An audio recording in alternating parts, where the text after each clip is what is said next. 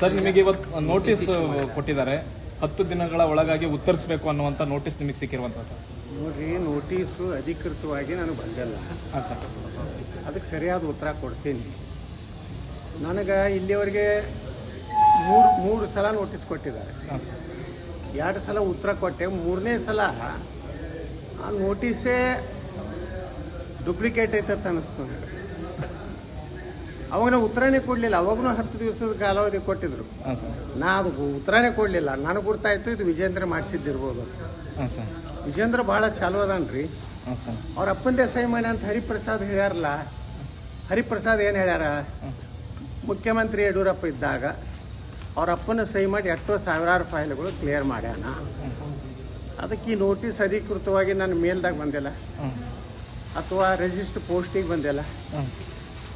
ನೀವೇ ಎಲ್ಲ ANIದಾಗ ಕೆಲವೊಂದು TV 9 ಕೆಲವೊಂದು ಚಾನಲ್ದಾಗ ಎಲ್ಲ ಕಡೆ ಬರ್ಲಕತ್ತ. ಅದಕ್ಕೆ ಸರಿಯಾಗಿ ಉತ್ತರ ಕೊಡ್ತೀನಿ. ಈಗ ಪಕ್ಷ ನಿರ್ಣಯ ಮಾಡಬೇಕಾಗಿದೆ. ವಂಶವಾದ, ಭ್ರಷ್ಟಾಚಾರ, ಅಡ್ಜಸ್ಟ್ಮೆಂಟ್ ಮತ್ತು ಹಿಂದುತ್ವದ ಪರವಾಗಿ ಮಾತಾಡಬೇಕು ಬೇಡ. ನಮ್ಮ ಪ್ರಧಾನಮಂತ್ರಿಗಳು ಹೇಳ್ಯಾರ, ವಂಶವಾದ ಇರಬಾರ್ದು, ಭ್ರಷ್ಟಾಚಾರ, ಕರಪ್ಟ್ ಪಾಲಿಟಿಷಿಯನ್ ನಮ್ಮ ಪಾರ್ಟಿಯಾಗ ಇರಬಾರ್ದು, ಅಡ್ಜಸ್ಟ್ಮೆಂಟ್ ಪಾಲಿಟಿಕ್ಸ್ ಇರಬಾರ್ದು ಮತ್ತು ಹಿಂದುತ್ವ ಪರವಾಗಿ ಇರಬಾರ್ದು ಅಂತ ಏನಾರೇ ಹೊಸದು ಏನಾರೇ ವಿಜೇಂದ್ರ ಸಲುವಾಗಿ ತಿದ್ದುಪಡಿ ಏನಾರಾಗಿದ್ರೆ ಅದನ್ನೇ ಪ್ರಶ್ನೆ ಮಾಡ್ತೀವಿ ಸರ್. ಅದು ಒಂದು ವೇಳೆ ವಂಶವಾದ, ಭ್ರಷ್ಟಾಚಾರ, ಹೊಂದಾಣಿಕೆ ರಾಜಕಾರಣ ಮತ್ತು ಹಿಂದುತ್ವ ಇದೊಂದಿತ್ತು ಅಫೆನ್ಸ್ ಅಂತ ಅನಿಸಿದ್ರೆ, ಅಪರಾಧ ಅನಿಸಿದ್ರೆ, ಇದೊಂದು ಕ್ರಿಮಿನಲ್ ಅಟಿಟ್ಯೂಡ್ ಅನಿಸಿದ್ರೆ ನಾನು ಅದನ್ನು ಅಂದ್ರೆ ನೀವು ಪ್ರತ್ಯೇಕ ಸಭೆ ಮಾಡೋದು. ಅಖಂಡ BJP ನಮ್ಮ ಜೊತೆಗೆ ಇರ್ತೈತಿ. ಅವ್ರ ಅಪ್ಪ ಮಕ್ಕಳು ಇಬ್ಬರು ಇರ್ತಾರೆ ಆ ಸ್ಟೇಜ್ ಮ್ಯಾಗ. ಇಬ್ಬರು ನಾವು ಈ ಕಡೆ ಎಲ್ಲ ಇಡೀ ಕರ್ನಾಟಕ ಭಾರತೀಯ ಜನತಾ ಪಾರ್ಟಿ ನಮ್ಮಿಂದ. ಅಂದ್ರೆ ವಿಜೇಂದ್ರ ಅವ್ರನ್ನ ರಾಜ್ಯಾಧ್ಯಕ್ಷ ಸ್ಥಾನದಿಂದ ಇಳಿಸೋದೇ ಮುಖ್ಯ ಗುರಿ ನಮ್ದು ಇಲ್ಲ. ಅವರು ಮಾಡಿಸೋಳಕತ್ತಾರ. ಏನು ಮಾಡೋದು ಅವರಾಗಿ ಅವರು ಹೋದ್ರು ಅವ್ರ ಅಪ್ಪನಂಗೆ ಸರ್ವಾಧಿಕಾರಿ ಆಗ್ಬೇಕತ್ತ. ಈಗ ಹೈಕಮಾಂಡ್ ಅವ್ರನ್ನ ರಾಜ್ಯಾಧ್ಯಕ್ಷ ಮಾಡಿತ್ತು. ಈಗ ಅವ್ರಿಗೆ ವಿರೋಧ ನಿಂತರ ಹೈಕಮಾಂಡ್ಗೆ ವಿರೋಧ ನಿಂತಂಗೆ ಅನ್ನೋ ಚರ್ಚೆ ಅವ್ರು ಮಾಡ್ತಾರೆ. ವಿಜೇಂದ್ರ ಅವ್ರು ಹೇಳಿದ್ದಾರೆ ನಾಯಕ ಇದು ಪ್ರಜಾಪ್ರಭುತ್ವದ ಪಕ್ಷ. ಇಂಟರ್ನಲ್ ಡೆಮೋಕ್ರಸಿ ಬಗ್ಗೆ ನಾವು ಮಾತಾಡ್ತೀವಿ. ಭಾರತೀಯ ಜನತಾ ಪಾರ್ಟಿ ಇಂಟರ್ನಲ್ ಡೆಮೋಕ್ರಸಿ. ಹಂಗಾದ್ರೆ ಕಾಂಗ್ರೆಸ್ ಮುಲಾಯಂ ಸಿಂಗ್ ಯಾವ್ದು ಇದೇ ಯಡಿಯೂರಪ್ಪನ ಏನು ಹೊಡೆದಿದ್ದಲ್ರಿ ನಮ್ಮ ಭಾಷಣ ಮುಂದೆ. ಮುಲಾಯಂ ಸಿಂಗ್ ಯಾದವನ ಮಕ್ಕಳ ವಂಶವಾದ, ದೇವೇಗೌಡರ ಕುಟುಂಬದ ಬಗ್ಗೆ ಮಾತಾಡ್ತಿದ್ದ, ಲಾಲು ಪ್ರಸಾದ್ ಯಾದವನ ಬಗ್ಗೆ ಮಾತಾಡ್ತಿದ್ದ, ಸೋನಿಯಾ ಗಾಂಧಿ, ರಾಜೀವ್ ಗಾಂಧಿ, ರಾಹುಲ್ ಗಾಂಧಿ, ಪ್ರಿಯಾಂಕಾ ಗಾಂಧಿ ಇದೇ ಯಡಿಯೂರಪ್ಪ ಮಾತಾಡಿದ್ದು. ಬೇಕಂದ್ರೆ ನಿಮ್ಗೆ ಕಟ್ಟಿ ಅವೇನು ಇರ್ತಾವಲ್ರಿ ಅವು. ಹಾಂ, ಬಿಡುಗಡೆ ಮಾಡ್ರಿ. ಅವನು ಮಾತಾಡ್ದ. ಈಗ ಎಷ್ಟು ವ್ಯಾಮೋಹ ಅಂದ್ರೆ ಅಣ್ಣ ದೊಡ್ಡ ಮಗ ಕೇಂದ್ರ ಮಂತ್ರಿ ಆಗ್ಬೇಕು, ಸಣ್ಣ ಮಗ ರಾಜ್ಯದ ಅಧ್ಯಕ್ಷ ಆಗಿ MLA ಆಗಿ ಮುಂದೆ ಮುಖ್ಯಮಂತ್ರಿ ಅಭ್ಯರ್ಥಿ ಆಗ್ಬೇಕು. ಇನ್ನೂ ಚಿಳ್ಳಿ ಮಿಳ್ಳಿ ಆದವ್ರ ಮನ್ಯಾಗ ಅವೆಲ್ಲ ಒಂದೊಂದು ಪೋಸ್ಟ್ ಕೊಡಬೇಕು. ಅವಾಗ ಮ್ಯಾಗ ಹೋಗ್ತಾರೆ. ಮ್ಯಾಗ ಹೋಗೋದಿಲ್ಲ, ತಳಗೆ ಹೋಗ್ತಾರೆ. ಸ್ವರ್ಗದಾಗ ಪ್ರವೇಶ ಇರುವುದಿಲ್ಲ ಅವರಿಗೆ. ಸರ್, ಹೈಕಮಾಂಡ್ ಭೇಟಿ ಬಳಿಕ ವಿಜೇಂದ್ರ ಅವರು ಹೇಳಿರುವಂಥದ್ದು ನಾಯಕರದಾನ. ಅವ್ನು ನೋಡಿದ್ರೆ ಜೋಕರ್ ಅನ್ಸೋದಿಲ್ರಿ. ನಮ್ಮ ಸರ್ಕಸ್ನಾಗ ಒಬ್ಬ ಜೋಕರ್ ಇರ್ತಾರ. ಹಂಗ ಅವನೇ ಮಾನಸಿಕ ರೋಗಿ ಅದಾನ್ರಿ. ಹಲೋ, ಮಾನಸಿಕ ರೋಗಿ ಈಶ್ವರ್ ಖಂಡ್ರೆ. ಸ್ಟೇಟ್ಮೆಂಟ್ ಹೇಳಿಲ್ಲ ಸರ್. ಮಾನಸಿಕ ರೋಗಿ ಅಂತ ಹೇಳಿ ಅದು ಎರಡೂ ಅವನೇ ಅದಾನ. ಬಿಗ್ ಜೋಕರ್ ಇನ್ ಕರ್ನಾಟಕ. ಸ್ವಾಮೀಜಿಗಳು ಕೂಡ ಕೆಲವು ಸ್ವಾಮೀಜಿಗಳು ಆಕ್ಷೇಪ ಮಾಡಿದ್ದಾರೆ. ಆ ಸ್ವಾಮಿಗಳಿಗೆ ನಾ ಕೇಳ್ತೀನಿ, ಬಸವಣ್ಣವರ ಅಂತ್ಯ ಹೆಂಗಾಯ್ತು ಅನ್ನೋದು ಡಾಕ್ಟರ್ M ಕಲಬುರ್ಗಿ ಅವರು ಬರ್ತಾರೆ. ಇನ್ನೊಬ್ಬರು ಕಟ್ಟಿ ಮನಿ ಅಂತ ಬರ್ತಾರೆ. ಬಸವಣ್ಣವರ ಕೊನೆಯ ದಿನಗಳು ಏನಾಯ್ತು ಅನ್ನೋದು ಓದಲಿ.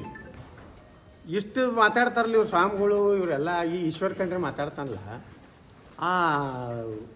ಇದನ್ನು ಅನುಭವ ಮಂಟಪ ಏನದಲ್ಲ, ಅದನ್ನೊಂದು ಯಾವ ಪೀರ್ ಸಾಬ ಯಾವುದೋ ಒಂದು ದರ್ಗಾ ಆಗಿದ್ದಿಲ್ಲ, ಅದನ್ನು ಮುಕ್ತ ಮಾಡ್ಲಿಕ್ಕೆ ಏನು ಶಾಮನೂರು ಶಿವಶಂಕರಪ್ಪ ಆಗಲಿ, ನಮ್ಮ ಈಶ್ವರ್ ಖಂಡ್ರೆ, ಭೀಮಣ್ಣ ಖಂಡ್ರೆ ಇವರೆಲ್ಲ ಸೋಕಾಲ್ಡ್ ಲಿಂಗಾಯತ್ ಲೀಡ್ರಲ್ಲ, ಅನುಭವ ಮಂಟಪ ಮುಕ್ತ ಮಾಡಿಸ್ರಿ. ಪೀರ್ ಬಾಷಾ ದರ್ಗಾ ಇವತ್ತು ಅಲ್ಲೆಲ್ಲ ಕುರುಗಳದಾವ, ಹಿಂದೂಗಳ ಕುರುಗಳು. ಇದು ಲಿಂಗಾಯತರ ಅನುಭವ ಮಂಟಪ ನಡೆದಿದ್ದು ಕುರು ಅದಾವ. ಅದನ್ನು ಮುಕ್ತ ಮಾಡೋ ತಾಕತ್ತಿದೆ ಈ ಸ್ವಾಮಿಗಳಿಗೆ. ಏನು ನನ್ನ ವಿರುದ್ಧ ಮಾತಾಡಕತ್ತಾರಲ್ಲ, ಈ ಈಶ್ವರ್ ಖಂಡ್ರಿಗೆ ತಾಕತ್ತಿದೆಯಾ? ಅವನೇ ಒಬ್ಬ ಜೋಕರ್ ಅದಾನ. ಏನು ನನಗೇನು ಹೇಳ್ತಾನೆ ರೀ ಈಶ್ವರ್ ಖಂಡ್ರೆ. ಸರ್ ನಿಮ್ಮ ಟೀಮ್ನ ಏನು ಭಯ ಏನೈತೆ ರೀ? ಹಾಂ ಸರ್. ಅದು ಯಡಿಯೂರಪ್ಪಗೆ ವಿಜೇಂದ್ರಗೆ ಭಯ ಐತಿ. ಅವರು ಯಡಿಯೂರಪ್ಪನ ವಿರುದ್ಧ ಗಂಭೀರ ಪ್ರಕರಣ ಅದಾವ, ಭ್ರಷ್ಟಾಚಾರ ಪ್ರಕರಣ, ಇನ್ನೀ ವಗೈರೆ ಜಾಮೀನು ರಹಿತ ಪ್ರಕರಣಗಳದಾವ. ಅವ್ರು ಹಂಚಬೇಕು. ಅವರು ಸಿದ್ದರಾಮಯ್ಯಗೆ ಡಿ ಕೆ ಶಿವಕುಮಾರ್ಗೆ ಸರೆಂಡರ್ ಆಗ್ಯಾರ ಇಬ್ರು ಅಪ್ಪ ಮಗ. ನೀವು ಯಾರನ್ನಾರು ವರಿಷ್ಠನ ಭೇಟಿ ಮಾಡ್ತೀರಾ? ಯಾರನ್ನೂ ಭೇಟಿ ಮಾಡಿ ಮೊನ್ನೆ ತಾವೇ ಹೇಳಿದ್ರಿ ಸರ್, ಈ ತರ ಕರೆ ಬಂದಿತ್ತು, ನಾನು ಬರಲ್ಲ ಅಂತ ಹೇಳಿದ್ದೆ ಅಂತ. ಮತ್ತೆ ಇದೆಲ್ಲ ಆದ್ಮೇಲೆ ನಮ್ಮ ಕರ್ನಾಟಕ ಸಂಸದರು ಕೂಡ ಅಮಿತ್ ಶಾ ಅವ್ರಿಗೆ ಭೇಟಿಯಾಗಿ ವರದಿ ಕೊಟ್ಟಿದ್ದಾರೆ, ಏನಾಗಬೇಕು ಏನ್ ಆಗಿಲ್ಲ ಅಥವಾ ಮುಂದೆ ಏನ್ ಕರಿತೀರಾ, ಅವ್ರು ಏನು ವರದಿ ಕೊಟ್ಟಾರ, ಯಾರ್ಯಾರು ಏನು ಮಾಡ್ತಾರೆ ಎಲ್ಲ ನಮ್ಗೆ. ಅದೇ ಸರ್, ಅದಾದ್ಮೇಲೆ ಏನು ನಿಮ್ಗೆ ಕರೆ ಬಂದಿದ್ಯಾ ಅಥವಾ? ಸರ್, ನೀವು ಡಿ ಕೆ ಶಿವಕುಮಾರ್ ಅವ್ರ ಬಗ್ಗೆ ಹೇಳ್ತಿದ್ರಿ, ವಿಜೇಂದ್ರ ಅವರು ಸೇನಾಕಸ್ಕೊ ಬರ್ತಾರೆ ಅಂತ. ಈಗ ಡಿ ಕೆ ಸುರೇಶ್ ಈಗ ಹೇಳಿದ್ದಾರೆ, ಯತ್ನಾಳ್ ಅವರು ಡಿ ಕೆ ಶಿವಕುಮಾರ್ ಅವರು ಬಹಳ ಅನ್ಯೋನ್ಯತೆವಾಗಿದ್ದಾರೆ, ಅವರು ಆವಾಗ ಬಂದು ಮಾತಾಡ್ಕೊಂಡು ಹೋಗ್ತಿರ್ತಾರೆ ಅಂತ. ಏನಾರು ಅವ್ರಿಗೆ ಮಾನ ಮರ್ಯಾದೆ ಇದ್ದಾರೆ ಡಿ ಕೆ ಸುರೇಶ್ ಒಂದು ಪ್ರೂಫ್ ಕೊಡುತ್ತೆ. ನೀವು ಸಿದ್ದರಾಮಯ್ಯ ಅವ್ರನ್ನ ಡಿ ಕೆ ಶಿವಕುಮಾರ್ನ ಇವರಿಬ್ಬರು ಮುಖ್ಯಮಂತ್ರಿ ಉಪಮುಖ್ಯಮಂತ್ರಿ ಆದ್ಮೇಲೆ ಯತ್ನಾಳ್ ಅವ್ರ ಮನೆಗೆ ಹೋಗಿತ್ತು. ಯತ್ನಾಳ್ ಅವ್ರ ಮನೆಗೆ ಹೋಗಿ ಸಹಿ ಮಾಡಿಸಿದ ಲೆಟರ್ ಇದ್ರೆ ಕೊಡು. ಯಾವತ್ತೂ ಹೋಗಿಲ್ಲ. ಇವ್ರ ಅಡ್ಜಸ್ಟ್ಮೆಂಟ್ ಅದ ರೀ, Vijendra D K Shivakumar D K Suresh adjust ಅದಾರೆ. ಯತ್ನಾಳ್ ಯಾವ ಕಾಲಕ್ಕೂ ಹೋಗಲ್ಲ, ನನಗಂತ ಅವಶ್ಯಕತೆ ಇಲ್ಲ. ಹಂಗಿತ್ತಂದ್ರೆ CBIಗೆ ನಾ ಇಲ್ಲಿ ಯಾಕೆ ಅಪೀಲ್ ಮಾಡ್ತಿದ್ದೆ ರೀ?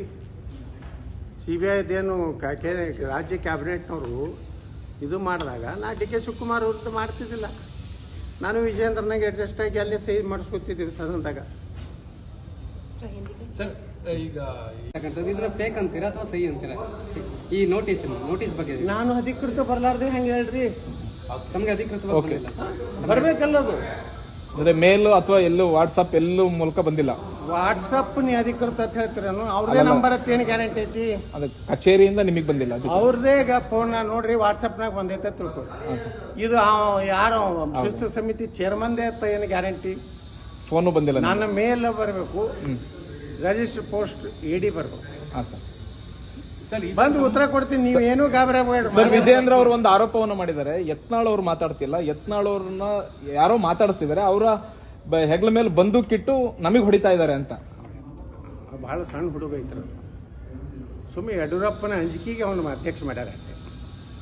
ಯಡಿಯೂರಪ್ಪನಿಂದ ಇಡೀ ಲಿಂಗಾಯತರದಾರ, ಎಲ್ಲಿ ಸುಡುಗಾಡದಾರ ಲಿಂಗಾಯತರು. ನಿಮ್ಮ ಮೇಲೆ ಯಾರು ಬಂದೂಕಿಟ್ಟು ಅವ್ರಿಗೆ ಹೊಡಿತಾ ಇದ್ದಾರೆ ಸರ್? ನಿಮ್ಮ ಮೇಲೆ ಬಂದೂಕಿಟ್ಟು ಯಾರಿಗೆ ಹೊಡಿತಾ ಇದ್ದಾರೆ? ನಾ ಸ್ವಂತ ಸೂರದೇನ್ರಿ. ಯಾರು ಇವರು ಯಡಿಯೂರಪ್ಪನ ಬಚ್ಚ ಅಂತ ಹೇಳಿ ನನ್ನ ಲೀಡರ್ ಅಲ್ಲ. ನನ್ನ ಸ್ವಂತ ಸ್ಟ್ಯಾಂಡ್ ಮ್ಯಾಗ ನಾನು ಲೀಡರ್ ಆಗಿದ್ದೆ ಸರ್. ಈಗ ಎಲ್ಲ ಜಿಲ್ಲಾಧ್ಯಕ್ಷ ನೋಟಿಸ್ ಅದೇ ನನಗೆ ಅಧಿಕೃತ ನೋಡ್ರಿ. ನೀವು ಹಂಗೆಲ್ಲ ಮಾತಾಡ್ಬೇಡಿ, ಕೇಳೋ ಪ್ರಶ್ನೆ ಕೇಳ್ರಿ. ನೀವು ಹಂಗೆ ಮಾತಾಡೋಣ ಏನಾಗ್ತೈತೆ? ನೀವು ವಿಜೇಂದ್ರ ಇಲ್ಲ ಹೇಳಿ ಸರ್.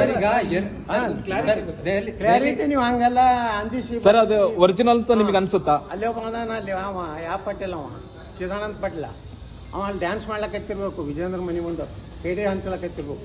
ಸರ್, ವಿಜಯೇಂದ್ರ ನೋಟಿಸ್ ಕೊಟ್ಟಿದ್ದಕ್ಕೆ ಜಯವಾಗಲಿ ಅಲ್ಲ ಸರ್. ವಿಜಯೇಂದ್ರ ಕೊಟ್ಟಿದ್ದಾರೆ ಅಂತ ಪ್ರತ್ಯೇಕ ಸಭೆ ಎಲ್ಲಿ ಐತ್ರಿ? ಅಂದ್ರೆ ಪ್ರತ್ಯೇಕ ಸಭೆ ಅಂದ್ರೆ ವಕಫ್ ಬಗ್ಗೆ ಹೋರಾಟ ಮಾಡಬಾರ್ದ? ಹಾಂ ಸರ್. ವ್ಯಾಪಕವಾಗಿ ಕರ್ನಾಟಕದಲ್ಲಿ ವಕಫ್ಗೆ ಕಾನೂನಂತ ತಿದ್ದುಪಡಿಯನ್ನು ನಮ್ಮ ಪ್ರಧಾನಮಂತ್ರಿಗಳು ತರ್ತಾ ಇದ್ದಾರೆ. ವ್ಯಾಪಕವಾಗಿ ಜನ ಕೊಡ್ತಾ ಇದ್ದಾರೆ, ಪಕ್ಷ ಭೇದ ಬಿಟ್ಟು ಜನ ಕೊಡ್ತಾ ಇದ್ದಾರೆ. ಸಮಸ್ತ ಹಿಂದೂಗಳು ಮಠ ಮಂದಿರಗಳು ಇವತ್ತು ವಕಫ್ ಆಗ್ತಾ ಇದೆ. ವಿಜೇಂದ್ರ ಏನೂ ಕೆಲಸ ಮಾಡ್ತಾ ಇಲ್ಲ. ಮೂಡಾದ ಪಾದಯಾತ್ರೆ ಬಿಟ್ಟರೆ ಇವರು ಅಡ್ಜಸ್ಟ್ಮೆಂಟ್ ಪಾಲಿಟಿಕ್ಸ್ನಿಂದ ಡಿ ಕೆ ಶಿವಕುಮಾರ್ ಬಗ್ಗೆ ಗಂಭೀರವಾದಂಥ ಆರೋಪ ಬಂದಾಗಿನೂ ಪ್ರತಿಕ್ರಿಯೆ ಕೊಡಲಿಲ್ಲ. ಡಿ ಕೆ ಶಿವಕುಮಾರ ನಾವು ಪಟ್ಟ ಭಿಕ್ಷೆಯಿಂದ ವಿಜೇಂದ್ರ ಇವತ್ತು MLA ಆಗಿ ವಿಧಾನಸಭೆಯನ್ನು ಮೆಟ್ಟಲು ಹತ್ತಿದ್ದಾರೆ ಅಂತ ಹೇಳಿ ನಿನ್ನೆ ನಾನು ಹೇಳಿಕೆಗೆ ಒಂದು ಸ್ಟೇಟ್ಮೆಂಟ್ ಕೊಟ್ಟ. ಹೌದು, ವಿಜೇಂದ್ರ ಬಂದು ನನ್ನ ಬಲ್ಲಿ ಸಹಿ ಮಾಡಿಸ್ಕೊಂಡಿದ್ದು ಖರೆ. ಹಿಂಗೆಲ್ಲ ಹೇಳಿದ ಮೇಲೆ ಮತ್ತು ಯಾವ ಹಿಂದೂ ಕಾರ್ಯಕರ್ತರು ಕೊಲೆ ಆದಾಗ ಏನು ಗಣಪತಿಯ ಒಂದು ವಿವಾದದಲ್ಲಿ ಏನು ಮಂಡ್ಯ ಜಿಲ್ಲೆಯಲ್ಲಿ ಒಂದು ದೊಡ್ಡ ಗಣಪತಿಯನ್ನೇ ಇವತ್ತು ಪೊಲೀಸರು ಒಯ್ಯಾಗ ತಾವು ಹೋಗಲಿಲ್ಲ, ತಂಡ ಮಾಡಿ ಕಳಿಸೋದು. ವಕಫಕ್ಕೂ ತಂಡ, ಯಾರಿಗೂ ನಾವು ಮುಸ್ಲಿಮರಿಗೆ ಕಟ್ಟಾಗಬಾರ್ದು, ಎಲ್ಲರ ಜೊತೆ ಸಾಚ ಇಡಬೇಕು ಅನ್ನೋಂಥದ್ದೇನು ವಿಜೇಂದ್ರನ ಚಟುವಟಿಕೆ ಇದೆಯಲ್ಲ, ಅದ್ರ ವಿರುದ್ಧ ಹೋರಾಟ ನಿರಂತರ. ಇದಕ್ಕೆ ಪಕ್ಷ ಅಧಿಕೃತವಾಗಿ ನೋಟಿಸ್ ಬಂದ ಮೇಲೆ ಉತ್ತರ ಕೊಡ್ತೀನಿ. ಸರ್ ಈಗ ವಿಜೇಂದ್ರ